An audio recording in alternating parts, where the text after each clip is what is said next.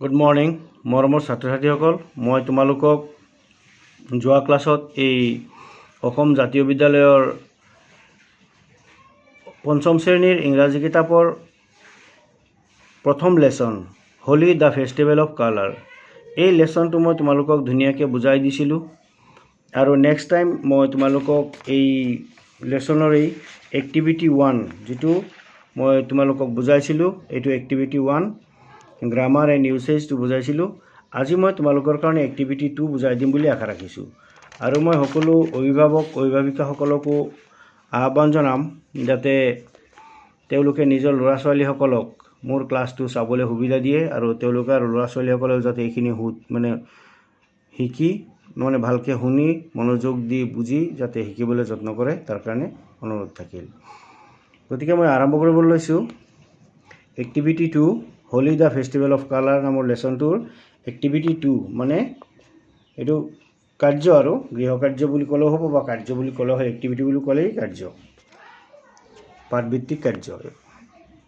এতিয়া কথা হ'ল এক্টিভিটি 2ত লিখিছে find out the proper nouns and common nouns from the box given below and write them in two separate columns. 1 is done for you. ইয়াত লিখিছে যে তলৰ যিটো বক্স দিয়া হৈছে, এই বক্সত কি কৰিছে প্ৰপাৰ নাউন আৰু কমন নাউনৰ কিছু শব্দ ইয়াত দিয়া আছে। এই শব্দখিনিক বাছি কোনটো প্ৰপাৰ নাউন হ'ব আৰু কোনটো কমন নাউন হ'ব, ইয়াত দুটা কলম বনাই এনেকুৱা ছিষ্টেমৰ দুটা কলম বনাই মই এইখিলা কাগজত মাত্ৰ জাষ্ট তোমালোকক বুজাবৰ কাৰণে দিছোঁ। এইটো প্ৰপাৰ নাউনৰ এইটো কলম আৰু কমন নাউনৰ এইটো কলম এনেকৈ বনাই লৈছোঁ। আৰু তোমালোকেও নিজৰ বহীত এনেকৈ বনাই ল'বা আৰু এনেকুৱা কৰি মই বাছি লৈছোঁ। এতিয়া প্ৰথম কথা হ'ল এটা তোমালোকক বুজাই দিছে। আৰু প্ৰপাৰ নাউন আৰু কমন নাউন কাক কয় প্ৰথমতে সেইটো জানিব লাগে। প্ৰপাৰ নাউন হ'ল যিকোনো বস্তুৰ নাম, একেবাৰে সঠিক যিটো নাম, জয়ন্ত, ৰাজু, ৰহিম, কৰিম এনেকুৱা যিবিলাক নাম আছে এইবিলাক হ'ল নাম।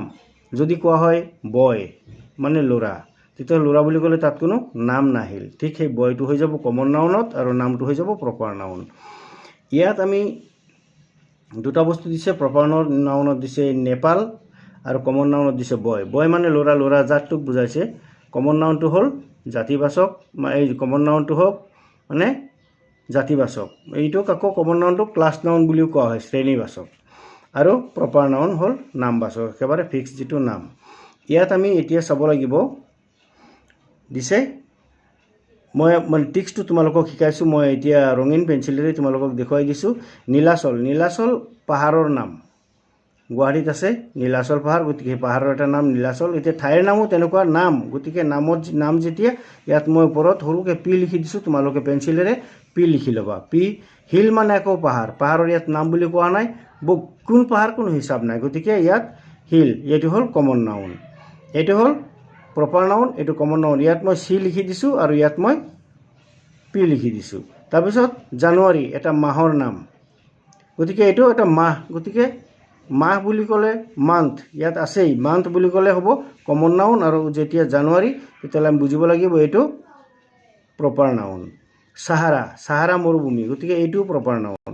দ্য হিমালয়াছ, এইটোও প্ৰপাৰ নাউন, হিমালয় পৰ্বতৰ নাম।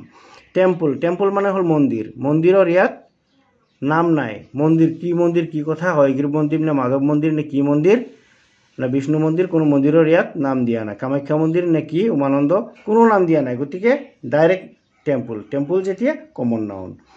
ইয়াত আছে মাউণ্টেইন, মাউণ্টেইন কি মাউণ্টেইন, হিমালয় এভাৰেষ্ট মাউণ্টেইন নে আবু মাউণ্টেইন নে গৰ্ডউইন অষ্টিন মাউণ্টেইন, এনেকুৱা মাউণ্টেইনৰ কোনো নাম দিয়া নাই, গতিকে এইটো হ'ল মাউণ্টেইন কমন নাউন। গুৱাহাটী এটা জেগাৰ নাম, ঠাইৰ নাম, গতিকে প্ৰপাৰ নাউন। মান্থ আগতে কৈছোঁ যে month common noun. Kamakhya proper noun. Pranab proper noun. City common noun. Desert common noun. Mrinalini এজনী ছোৱালীৰ নাম, গতিকে এইটো প্ৰপাৰ নাউন। আকৌ ৰিভাৰ, কি ৰিভাৰ ঠিক নাই, গতিকে এইটো কমন নাউন। ব্ৰহ্মপুত্ৰ এইটো আকৌ proper noun. School common noun, কি স্কুল তাত নাম নাই, এইটো মই ইয়াত চি লিখি দিছোঁ, কমন নাউন। ইণ্ডিয়া ঠাইৰ নাম, এখন আমাৰ দেশৰ নাম, গতিকে ইয়াত এইটো পি প্ৰপাৰ নাউন। লাইব্ৰেৰী, কি লাইব্ৰেৰী নাম নাই, গতিকে লাইব্ৰেৰী বুলি ক'লে কমন নাউন আৰু টিচাৰো কমন নাউন কি টিচাৰ কোন টিচাৰ টিচাৰৰ কোনো নাম নাই গতিকে এইটো কমন নাউন এনেকুৱা চিষ্টেমত তোমালোকে বস্তুখিনি লিখি তাৰপিছত এইটো যিটো কলমত কথা কোৱা হৈছে এনেকৈ কলম বনাই তোমালোকে এনেকৈ আৰামত লাইন বাই লাইন লিখি দিব পাৰিবা গতিকে মই সেইখিনি লিখি মই তোমালোকক দেখুৱাব বিচাৰা নাই মাত্ৰ এনেকুৱা বুদ্ধিটো শিকাই দিছোঁ তোমালোকে ইয়াত পেঞ্চিলেৰে চি আৰু পি চি লিখি তোমালোকে লিখিব পাৰিবা তাৰপিছত এটা এক্টিভিটি দিছে countable and uncountable nouns countable মানে হ'ল যিটো আমি গন্তি কৰিব পাৰোঁ গণনা কৰিব পাৰোঁ সেইটো হ'ল কাউণ্টেবল আৰু যিটো গন্তি মানে গণনা কৰিব নোৱাৰোঁ সেইটো হ'ল আনকাউণ্টেবল গতিকে ইয়াত আমি কিছুমান বস্তু শিকিবলগীয়া আছে যে there are some nouns which we can count কিছুমান নাউন আছে বিশেষ আছে যিখিনি গণিব পাৰোঁ হিচাপ কৰিব পাৰোঁ example 1 boy 5 pens 2 hours 10 seconds 3 trees 4 flowers 8 cows etc. এই বস্তুখিনি আমি গন্তি কৰিব পাৰোঁ এইবিলাক হ'ল কাউণ্টেবল ইয়াত কৈছে দিছ ইটালিসিস্ট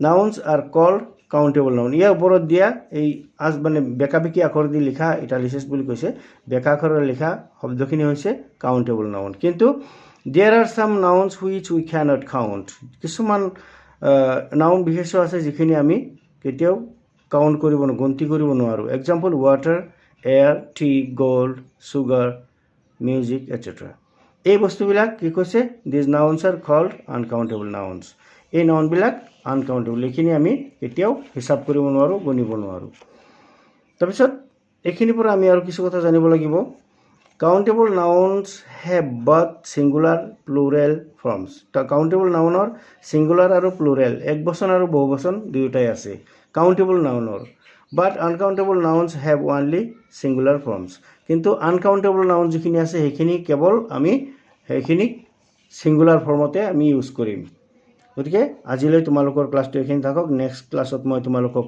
ইয়াত দেখুৱাইছে এক্টিভিটি 3 এইটো এক্টিভিটি 3 মই নেক্সট ক্লাছত তোমালোকক বুজাই দিম আজিলৈ ইমানতে থাকক তোমালোকে ভালকৈ পঢ়িবা ধন্যবাদ থাকিল